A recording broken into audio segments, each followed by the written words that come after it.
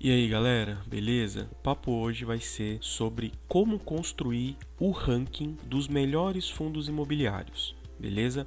É claro, né, que esse ranking leva como base a minha estratégia de investimento, tá bom? Eu já comentei com vocês aqui em outros vídeos do canal sobre o famoso dividend yield futuro. Tá? Então nesse vídeo a ideia é mostrar para vocês de forma um pouco mais detalhada como funciona, né, a minha metodologia de seleção dos fundos imobiliários, dos melhores fundos imobiliários, tá bom? E é claro que cada um deve ter a sua estratégia de investimento, mas galera, eu sempre falei para vocês aqui no canal, né, que no começo, quando eu comecei a investir, eu sofri muito.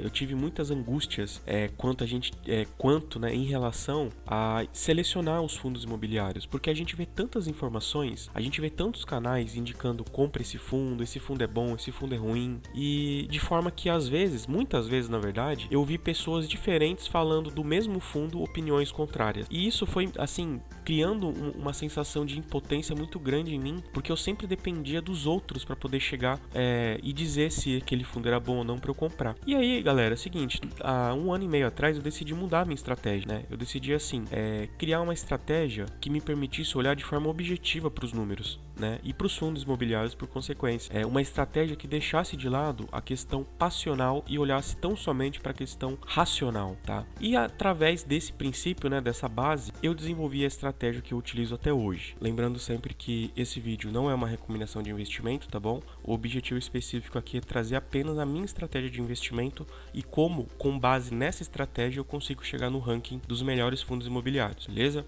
Essa é a planilha que eu trabalho diariamente, tá bom? Eu tenho aqui todas as informações necessárias para que eu consiga ordenar os fundos imobiliários que eu acompanho do melhor para o pior, tá? Já vou explicar isso para vocês. Vejam que a gente tem várias informações interessantes, né? A média de rendimento, desvio padrão em reais e em porcentagem, o valor patrimonial, o valor atual, o PVP e o famoso dividend yield futuro, que eu sempre falo aqui para vocês. Vou explicar para vocês aqui de uma forma um pouco mais detalhada, beleza?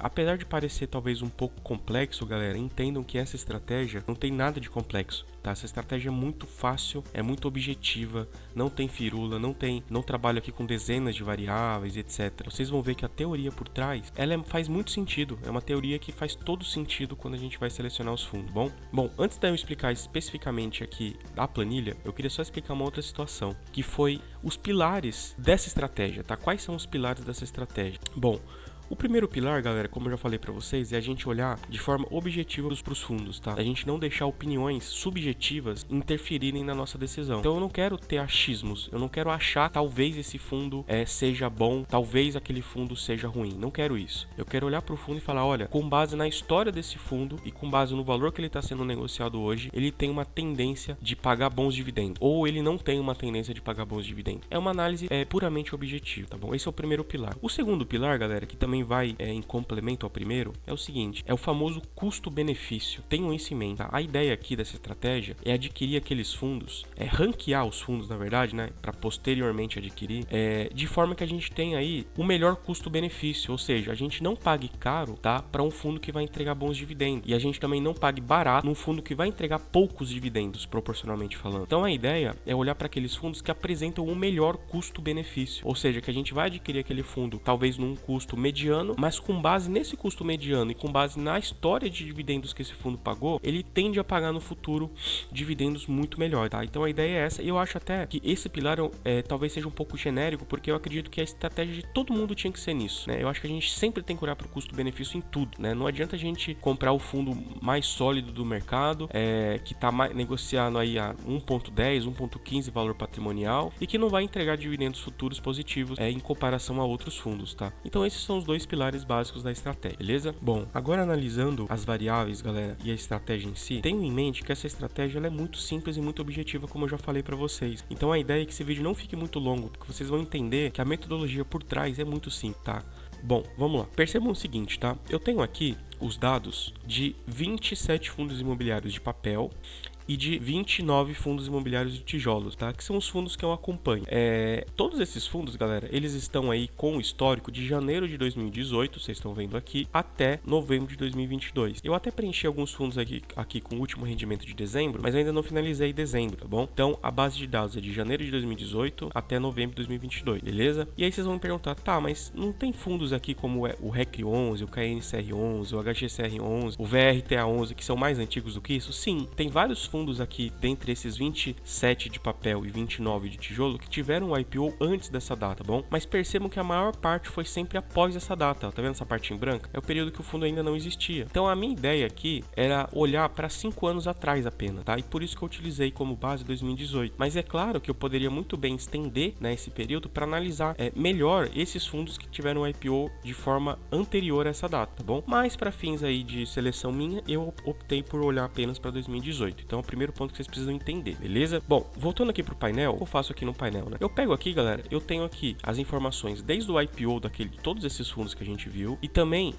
as informações desde 2022 apenas, tá? Então percebam que essa tabela aqui vai mostrar pra gente quais foram os melhores fundos em 2022 e essa tabela aqui vai mostrar quais são os melhores fundos desde o IPO, tá? Coisas diferentes. Detalhe, como eu já falei, desde o IPO ou desde janeiro de 2018, beleza? E aqui embaixo a mesma coisa, né? Só que para os tijolos. Tijolos desde o IPO, tijolos desde 2022. Então percebam que eu tenho basicamente duas versões da mesma planilha, da mesma informação, né? Uma planilha vai me dar informações com uma base histórica maior, ou seja, de certo modo, do ponto de vista estatístico, essa tabela aqui tende a ter uma maior segurança, porque a gente está trabalhando com mais meses, ou seja, a média de rendimento aqui tende a ser mais próximo da realidade, tá? É uma tendência. Já aqui a gente vai olhar apenas uma fotografia dos como esses fundos performaram em 2022. Então pode ser que alguns desses fundos tenham performado de uma forma em 2022 que não seja, na verdade, a forma recorrente que ele costuma performar. Isso é muito importante, inclusive eu vou até dar um exemplo desse fundinho aqui, tá? Mais pra frente, o RBHG11, tá? Já vou explicar um pouquinho por que ele vai ser um exemplo meu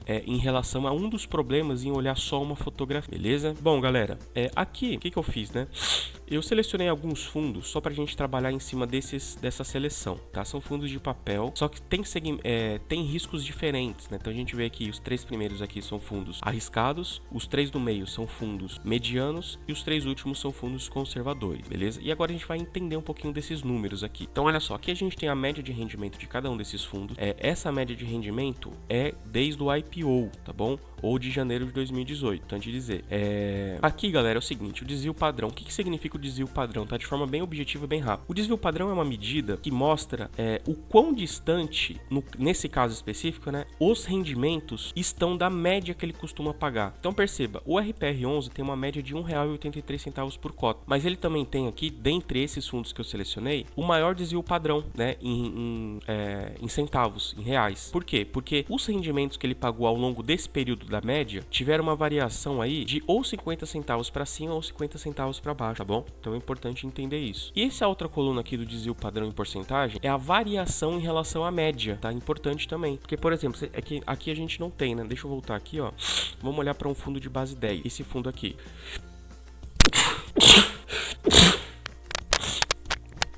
Percebam que esse fundo aqui, o ARRI11, é um fundo que tem um desvio padrão de 4 centavos. Então, talvez, olhando para essa informação, a gente tivesse uma distorção da realidade, né? Ele tem um menor desvio padrão, então ele é um fundo mais sólido. Só que não, porque por ser de base 10, ele entrega dividendos aí próximos a 10, a 13 centavos. Então, 4 centavos para esse rendimento, para essa média, corresponde a 30% de variação, tá? Em contrapartida, o RPR corresponde a 32,20. Percebam a diferença aqui, né? Bom, voltando aqui para nossa planilhinha, aqui o desvio padrão do RPR tá menor porque eu tava olhando para os últimos 12 meses aqui, né? Mas se vocês forem perceber, desde o IPO, a informação é essa mesma, ó, 27 e 12%, tá? No caso, o ARRI11, ó, ele tá em 40%, olha só. Porque desde o IPO a média foi de 10 centavos, porém ele variou aí 0,04 centavos como desvio padrão, beleza? Bom, galera, percebam só que a gente já tá basicamente na metade do vídeo aqui, tá? Não tem muito segredo. Então, olhei aqui a minha média de rendimento desde o IPO, analisei a questão do meu desvio padrão, e aí eu vou para os valores de hoje. tá? É o valor patrimonial de cada fundo e o valor atual, tá? Aqui eu tenho o PVP, né, que vai me dizer se o fundo ele está caro ou está barato. É uma informação que eu utilizo de forma secundária, porque muitas vezes um fundo que, mesmo que estando caro, o dividend yield futuro dele paga, vamos dizer, esse custo, né, o famoso custo-benefício que eu já falei para vocês. E por fim o dividend yield futuro, galera, tá? Então eu ordeno, tá? Todas essas informações aqui, elas estão ordenadas com base no dividend yield futuro, tá? Do maior para o menor. Então o que eu fiz aqui? O que é o famoso dividend yield futuro? Eu tô pegando a média de rendimento que o fundo pagou desde a sua história, desde que ele existe, tá? Divido esse valor da média pelo valor de hoje. Olha como é importante, né? Primeiro, a gente ter uma média que represente a totalidade do fundo e não só uma fotografia, e ter também em mente que o valor atual é importantíssimo para esse cálculo. Por isso que é importante olhar para o custo-benefício, porque se esse valor aqui do RPR talvez estivesse aí em 105, 110 reais, olha só a diferença que daria, né? Lembrando que o dividend yield futuro nessa situação aqui está em 1,85. Então digamos que ele valorize muito e vá para 110 reais. Olha para quanto que cairia o dividend yield futuro dele, né? Ainda é maior do que esses outros que eu elenquei, mas certamente quando a gente analisa o risco que esse fundo também está exposto, talvez o custo-benefício não valesse a pena, né, nessa situação. Mas galera, voltando aqui para o valor real, a gente percebe que o RPR11 ele tem um dividend yield futuro de 1,85. O que isso significa na prática? Significa que se você tiver, por exemplo, 10 mil reais para investir no fundo, você vai comprar esse fundo aqui a R$ 98,95, tá? E se o fundo mantiver a média histórica dele, então vai ter meses que ele vai pagar mais, vai ter meses que ele vai pagar menos. Mas se no final das contas ele mantiver essa linha média, você vai ter um dividend yield futuro de 1,85% ao mês. Fazendo uma continha de padaria, né? Só de proporção aqui, seria aproximadamente 22% ao ano. Vocês entenderam? Percebam como não tem nada de misterioso, nada de complexo nesse cálculo. Eu tô olhando só para o rendimento histórico e tô olhando aqui para o valor de hoje. E aí eu divido um pelo outro, multiplico por 100 para achar a porcentagem. Bom, depois de elencar o dividend yield futuro, galera, eu analiso outras situações também, né? Por exemplo, às vezes, tá? Olhar para um fundo que esteja exposto a um risco menor, mas que ainda assim pague um rendimento futuro interessante, faça sentido para mim, ou para você, ou para qualquer outra pessoa, tá bom? Então, especificamente agora no mês de dezembro, os fundos high grade tiveram uma queda muito acentuada no valor de cotação. Tá? Esses fundos nunca foram negociados tão baixo como estão sendo negociados hoje. O CPTS chegou a R$ 76, salvo engano. Tá? Inclusive foi o momento que eu entrei no fundo, a R$ 76. Vejam só como entrar no fundo quando ele está sendo negociado barato, mais uma vez impacta no futuro. Né? Eu vou mudar esse valor aqui para o valor que eu entrei no fundo. Então percebam que ele vai pular de 1,02 para 1,10, galera. Então pensem, a gente está olhando para um fundo high grade, com ótimos CRIs, tá? E no caso, quando eu digo ótimos CRIs, eu estou fazendo uma análise subjetiva, claro, tá? Que eu vou falar para vocês que acontece após essa minha seleção. Então, primeiro eu faço essa análise objetiva dos números. Depois que eu seleciono os fundos que eu acho interessante, eu vou ler o relatório gerencial, tá? É isso que acontece na prática na minha carteira. E aí, lendo o relatório gerencial, eu vou entender quais são as qualidades dos CRIs, né? Quais são os riscos que esse fundo aqui está exposto, né? No caso do CPTS, ele tem um risco muito baixo. Então, com base no rendimento histórico dele, eu tenho aí uma projeção de 1,10% ao ano, o que para mim já está excelente, galera, tá? Lembrando que na minha estratégia eu estipulei um valor mínimo de 1% ao mês, tá? Eu não adquiro fundos que paguem um DI futuro abaixo de 1% ao mês. Essa é apenas a minha métrica, o meu filtro. Pode ser que para você 0,90 já seja suficiente, ou então para você precisa ser acima de 1,50. Então você olhar só para esses 3 fundos mais high yield.